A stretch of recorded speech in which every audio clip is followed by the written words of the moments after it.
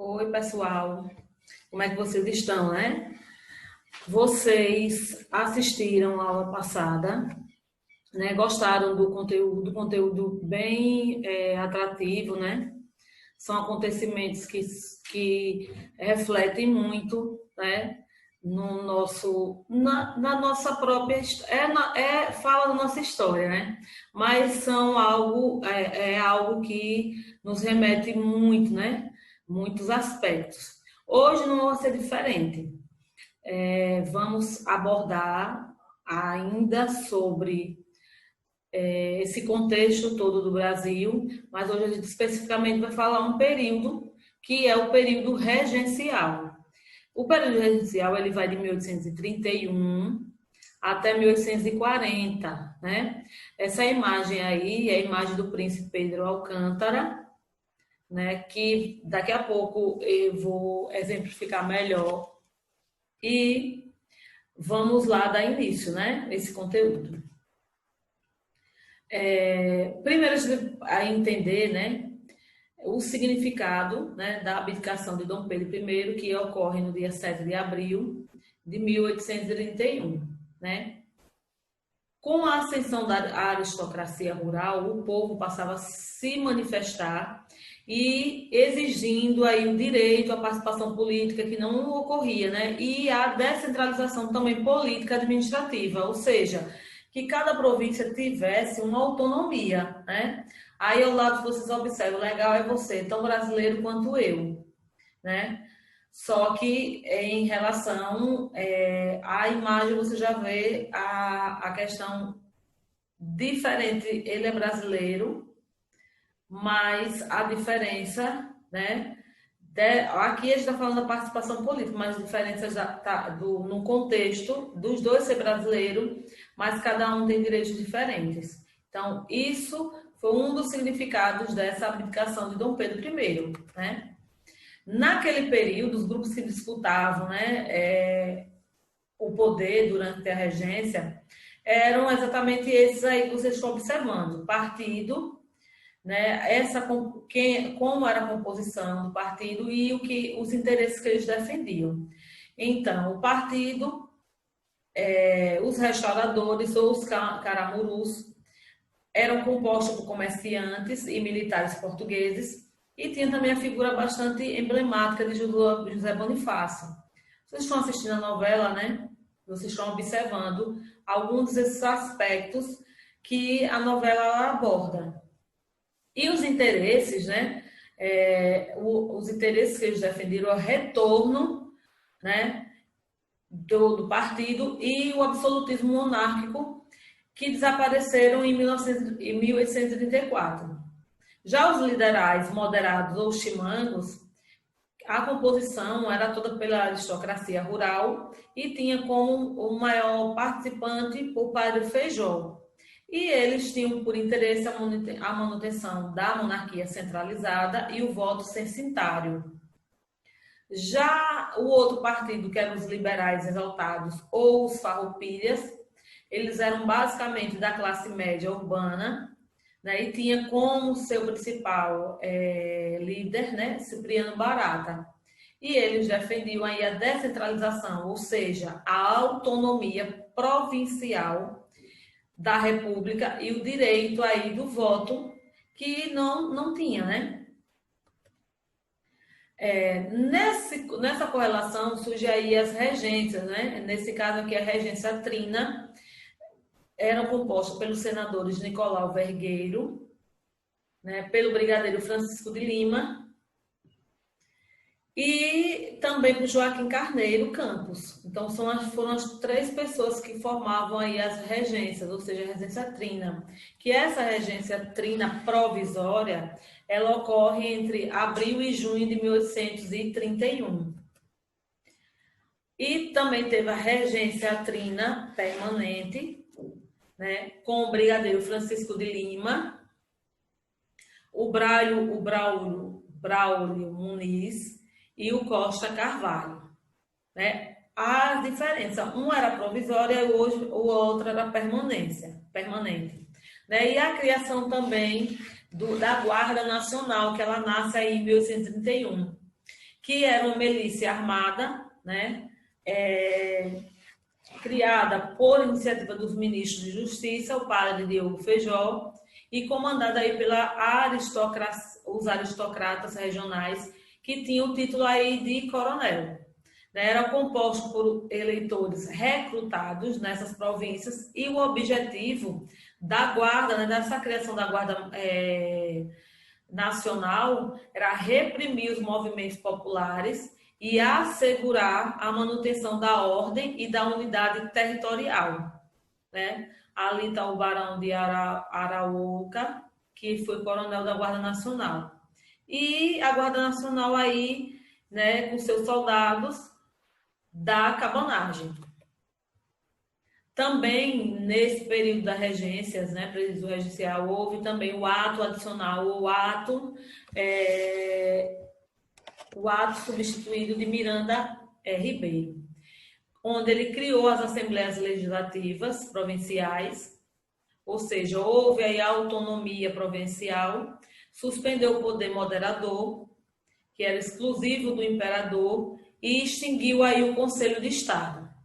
Transformou a regência trina em uma regência una e criou aí um município neutro do Rio de Janeiro. Nessas regências, né, nas regências unas, ou a regência una do padre Feijó, Antônio Feijó, isso de 1835 a 37, ele foi ministro da Saúde por 2 anos, de 31 a 32, e ele defendeu aí a colonização agrária por imigração, substituição do trabalho escravo e a regulamentação do ensino primário e a reorganização do serviço alfandegário. Ele era representante do Partido Liberal e não conseguiu conter aí a cabanagem e nem a farroupilha. Intrigas aí como a Santa Sé, de bispo eleito do Rio de Janeiro, que era Antônio Maria de Moura, e ele foi prisionado pelos conservadores e renunciou aí em 1837, essa imagem aí do padre Feijó. Adversários políticos do Feijó foi por estes, como regentes do Império, após a sua renúncia, a criação aí dos Ministérios da Capacidade, eleito em 1838. Houve também representantes aí do Partido Conservador que não conseguiu reprimir as revoltas. Nesse mesmo período, houve a Lei de Interpretativa do Ato Adicional, de 1840, que nesse ato havia a centralização administrativa e um controle aí da política e do judiciário também. Foi nesse período dessa regência do padre, Pedro Araújo Lima. Nesse contexto aí vai nascer as revoltas, as revoltas do período regencial. No geral, elas foram consequências da excessiva, do poder político, da estrutura social, que excluíam aí os latifundiários e escravistas da opressão tributária. Então, nasce aí as revoltas, A cabanagem, que foi um movimento popular sem caráter separatista, que tem como fatores principais divergência entre os locais, entre os direitos de escolher o presidente da província. José Mariane Lobo de Souza foi indicado pela regência, mas não aceito pelas elites locais. E Félix Mechen, Manuel Vinagre e Eduardo Agelim também.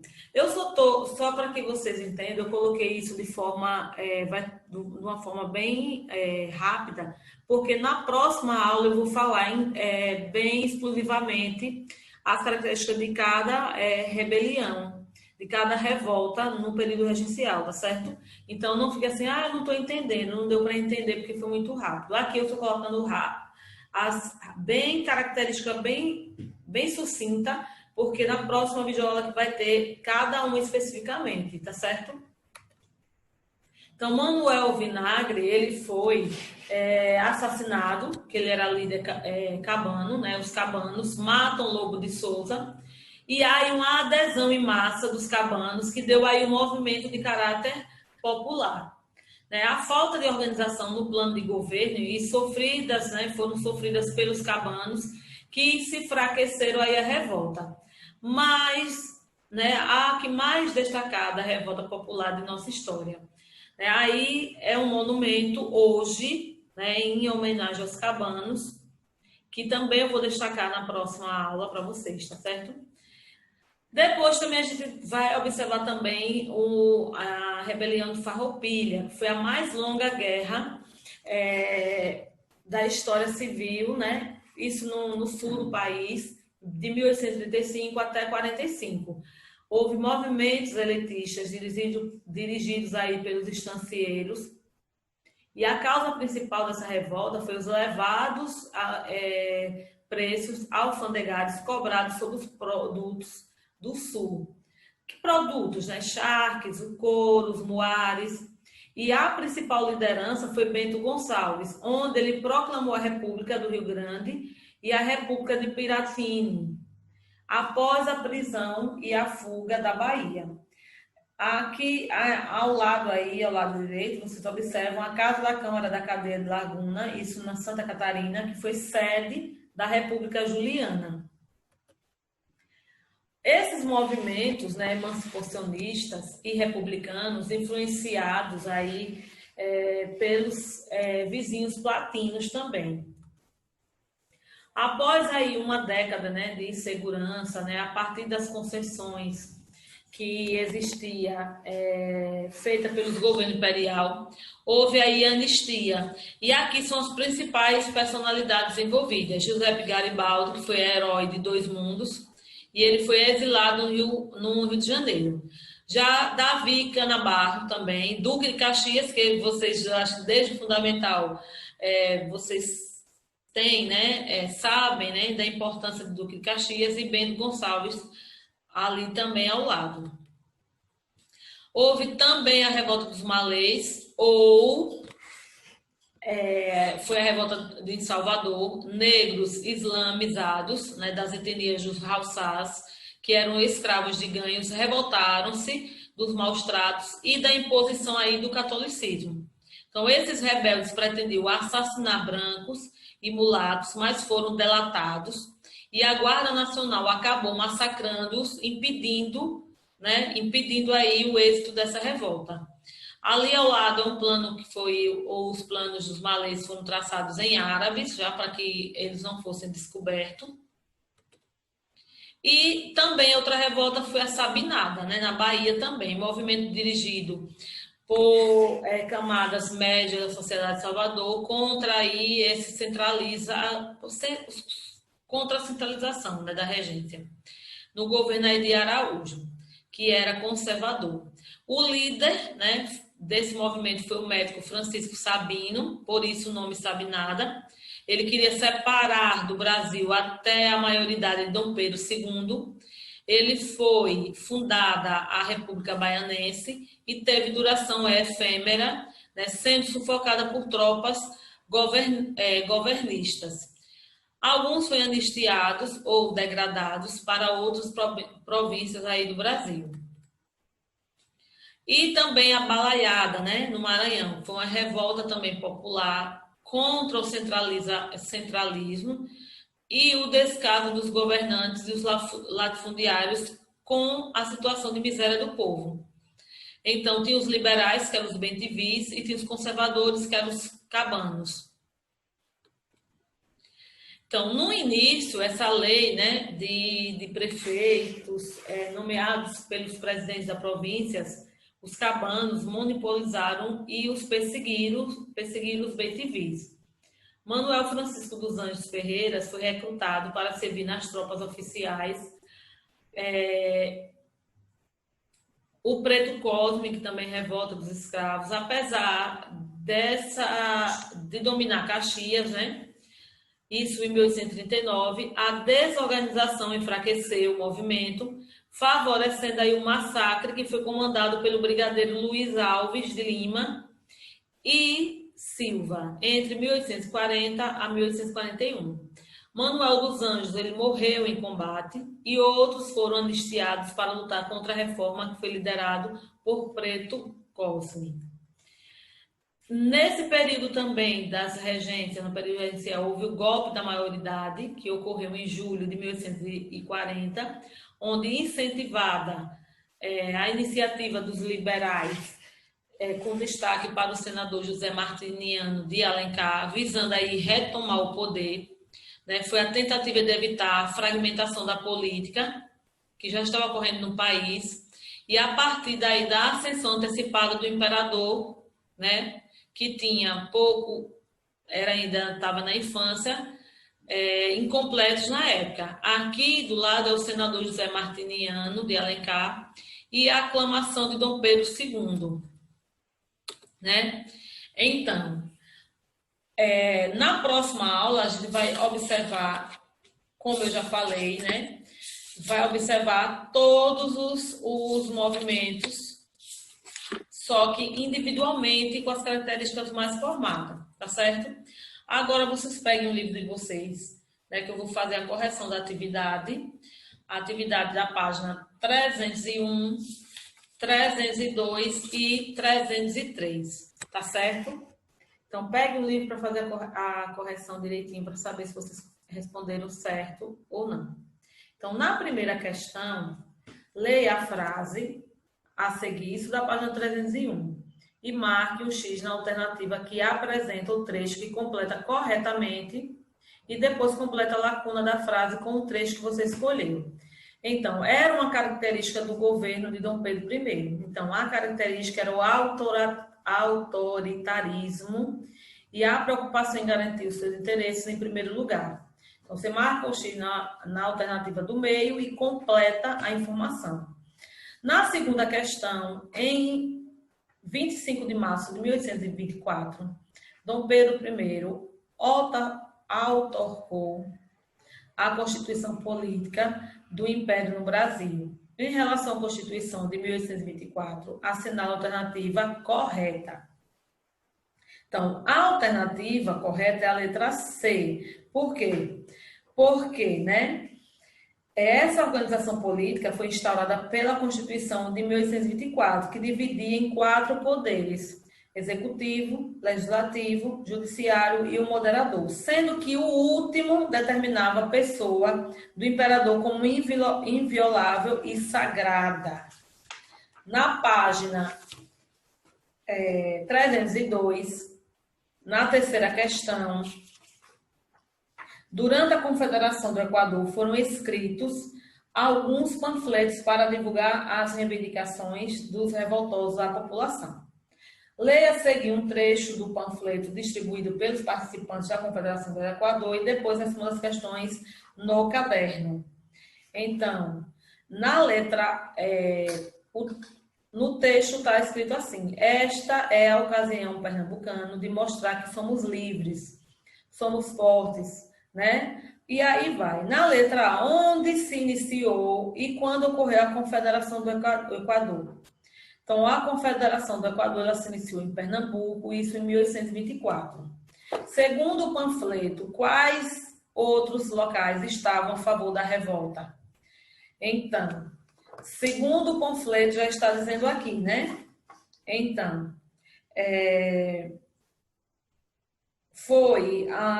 temos Bahia, Ceará e Maranhão, que podemos dispor à vossa vontade, está dizendo viva. Então, os locais do panfleto Bahia, Ceará, Maranhão, que estavam a favor da revolta. Explique o que o texto do panfleto quis dizer com melhor pela pátria.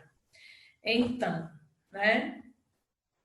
Aqui quer dizer que a frase tem o desejo que os revoltosos da descentralização do poder monárquico e a autoria de Dom Pedro I, identificando no trecho como um déspota tirano, para viverem com mais liberdade e autonomia, mesmo que para que fosse necessário sofrer 1000 mortes. E na letra D, explica os motivos que levaram à revolta e quais as reivindicações do movimento. Releia aí as páginas 296 e 297, que é para auxiliar a resposta. Então, os motivos foram o descontentamento com a consolidação da Constituição de 1824, que garantia pleno poder ao imperador com a instalação do poder moderador além do medo e da desconfiança que Dom Pedro I pudesse restabelecer o pacto colonial com Portugal. Entre as exigências estavam pagar menos impostos ao governo e ter mais autonomia das províncias de Pernambuco. Na quarta questão, vocês vão ter que completar com as informações do quadrinho. Então, a letra A é Guerra da Cisplatina e Uruguai. Na letra B, Províncias Unidas e Rio da Prata. Na letra C, Inglaterra. Na letra D, Bacia do Rio do Prata. Na letra E, abdicar. E na quinta questão, geralmente, quais as estratégias usadas pelos governantes para legitimar uma identidade nacional? Então, para legitimar uma identidade nacional de uma nação, os governantes costumam selecionar elementos culturais dos componentes dominados do Estado, né? A fim de tornar o símbolo de toda a nação. Na verdade, eles não dizem respeito a todos os costumes e tradições dos países, mas ao de um seleto grupo. E na página 303 é aquela última página que é reservado para a retomada do conteúdo com significados. Aí tem o significado da Constituição de 1824, poder moderador, autoritarismo, Confederação do Equador, Guerra da Cisplatina e Identidade Nacional. Então, no primeiro é Guerra da Cisplatina, depois uma Identidade Nacional, autoritarismo, Constituição de 1824, poder moderador e Confederação do Equador, tá certo? Então, já foram corrigidas, né, as questões. Na próxima videoaula ou aula online, né, acredito que seja já as aulas ao vivo, que vai ser um momento muito mais satisfatório, né? Porque vocês vão começar a interagir e também para matar a saudade, né? Não é isso? Então, espero vocês nas próximas aulas, né? E estudem muito, tá certo?